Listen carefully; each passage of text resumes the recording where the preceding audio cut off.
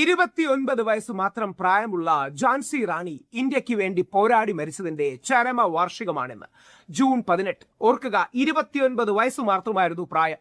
വലിയ ബ്രിട്ടീഷ് സൈന്യത്തെ തന്റെ വളരെ ചെറു സൈന്യം കൊണ്ട് നേരിട്ട് അവസാന ശ്വാസം വരെ ജനിച്ച നാടിനു വേണ്ടി പോരാടാൻ ഝാൻസി റാണി തയ്യാറായി. മണികർണിക എന്ന പേരിൽ ഒരു മറാഠ ബ്രാഹ്മിൺ ഫാമിലിയിലാണ് ഝാൻസി റാണി ഇന്നറിയപ്പെടുന്ന മണികർണിക റാണി ലക്ഷ്മിഭായ് ജനിച്ചത്.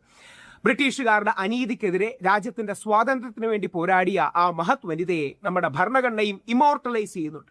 ഝാൻസി റാണിയെയും ടിപ്പു സുൽത്താനെയും ഒരേ പേജിൽ വെച്ചുകൊണ്ടാണ് നമ്മുടെ ഭരണഘടന ചരിത്രത്തിൽ നമുക്ക് വേണ്ടി പോരാടിയ വീരന്മാരെയും വീരവനിതകളെയും സ്മരിക്കുന്നത്. ഝാൻസി റാണിയെ സ്മരിക്കാൻ നമ്മുടെ ചരിത്രത്തിലുള്ള ഏറ്റവും ആവേശജനകമായ അധ്യായങ്ങളിലൊന്നായ ഝാൻസി റാണിയെ ഓർക്കാൻ ഒരു അവസരമാകട്ടെ ഇത്. സുഭാഷ് ചന്ദ്രബോസും തന്റെ സൈന്യത്തിനൊന്നിന് ഝാൻസി റാണി ബ്രിഗേഡ് എന്ന് പേര് കൊടുക്കുകയുണ്ടായി, അല്ലെങ്കിൽ റാണി ലക്ഷ്മിഭായ് ബ്രിഗേഡ് എന്ന് പേര് കൊടുക്കുകയുണ്ടായി.